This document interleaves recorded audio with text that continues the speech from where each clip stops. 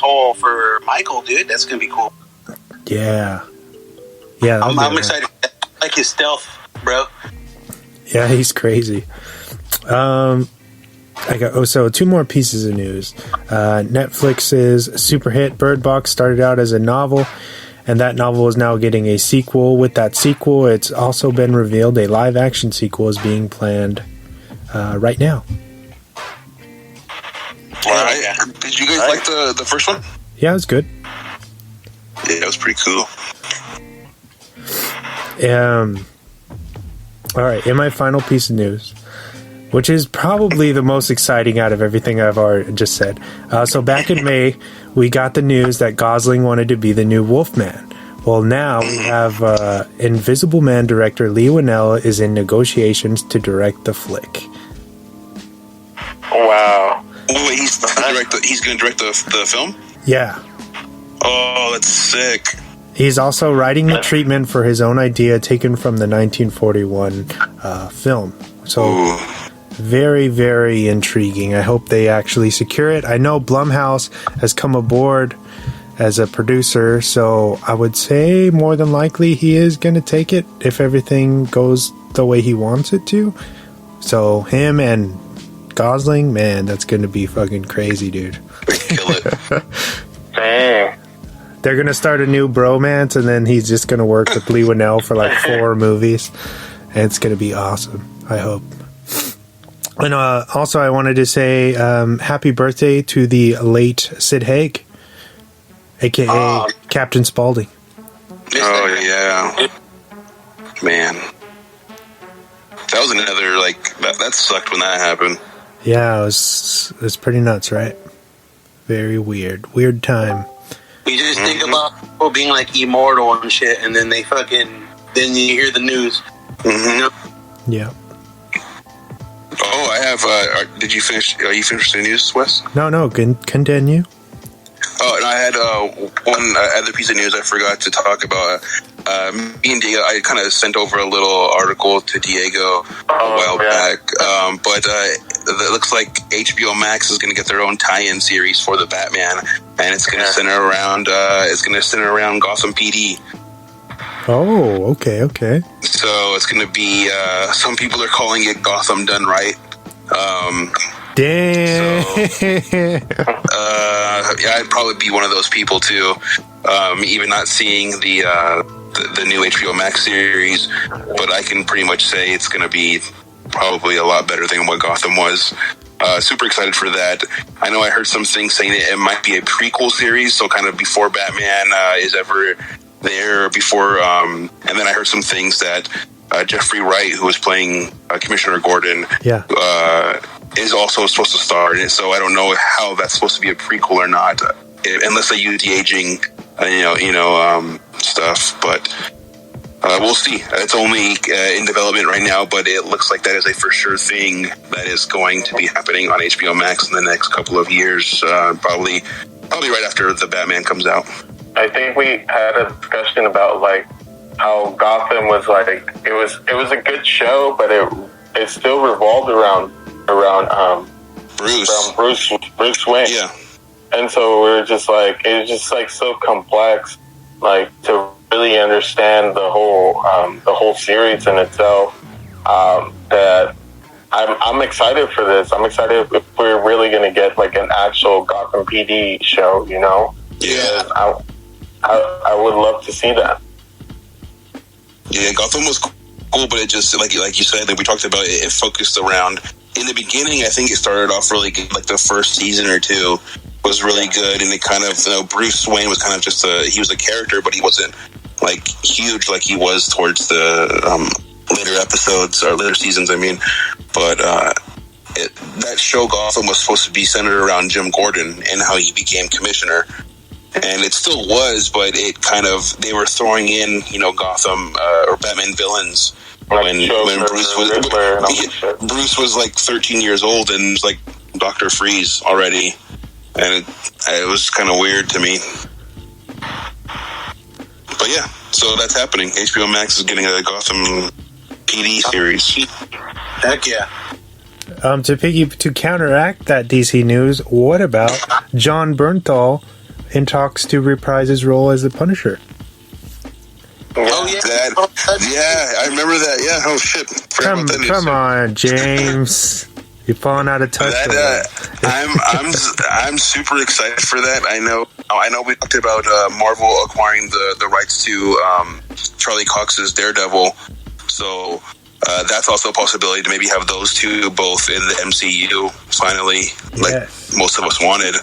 But I know to have a feature film, if Marvel or Disney can pull it off, because I know the most Punisher movies, the last two Punisher movies that came out, the only two I think. Oh no, there's four, but the most recent ones, those kind of were good. Well, they were okay, but I mean, like Warzone was all right, and then I really liked was it Thomas Jane? Yeah, his version of the Punisher, but that was kind of like my first time seeing the Punisher as like a kid, so maybe that's why I like it more. Yeah, your kind of attachment to it. Yeah, and nostalgia. Yeah, but they weren't critically successful, and hopefully they're able to figure out the formula to make those movies a success and kind of keep that character going in that universe. Wait! To piggyback off of your piggyback, Wes. Off of my piggyback. Over piggyback. Yeah, this is getting Inception. Right here.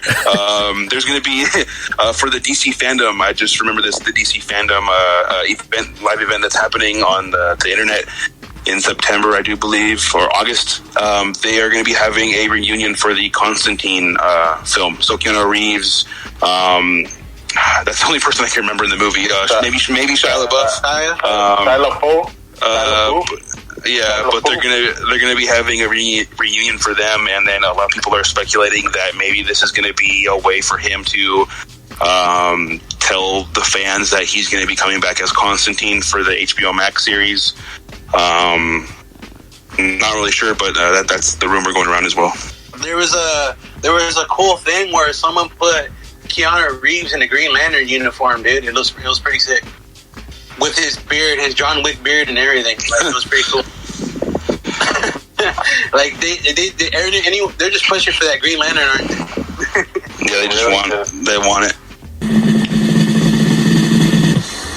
And now it's time for the weekly recommendations. All right, James, we'll pass it back to you. All right. I think I only got one rec, and it is... actually, it's two. I rewatched The Umbrella Academy because the new season is going to be coming out at the end of this month, I think. So I wanted to rewatch that. It's a pretty amazing show. Check that out. It's on Netflix. And then my other one is where is it at? I can't remember what it's called.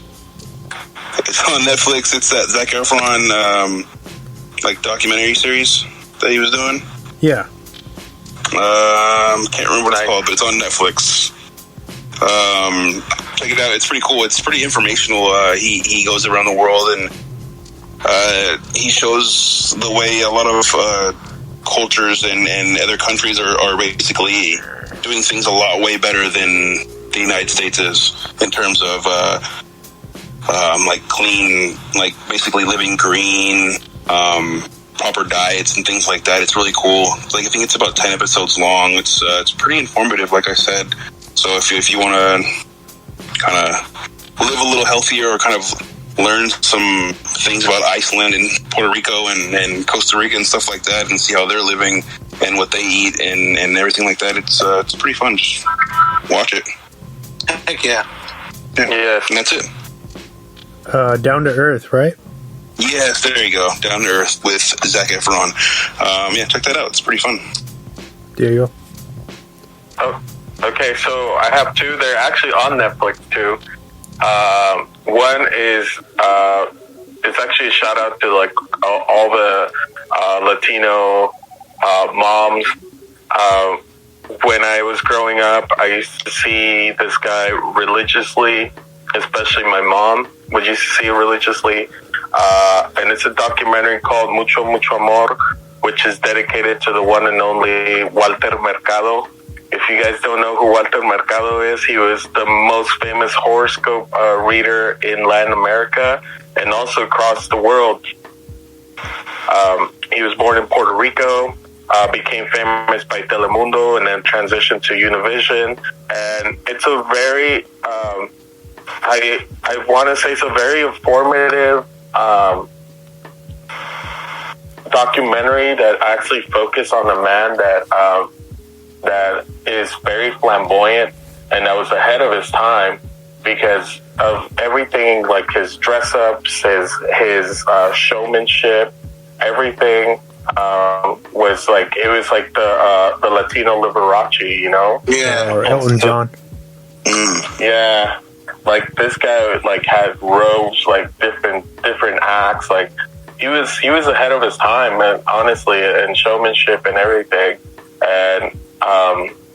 And I would strongly recommend that to watch it, especially if you grew up in a household in the United States, because this guy was not only in Spanish on Spanish TV, he was also like on different like outlets in America, you know, on different TV shows like Regis and Kathy and other different platforms and stuff. The Sinbad Show. So, you know, go check it out. It's a really nice documentary. It's in Spanish and English, so I turned on my subtitles. So I love turning them on either way, but it's cool. And then another one. Did it again?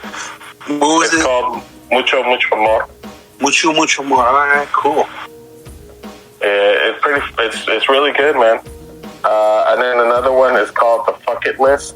I've seen it on Netflix here and there, and I was always putting it off, but my niece is the one who told me about it, and I kind of like it, especially because The Fuck It List, F-U-C-K list.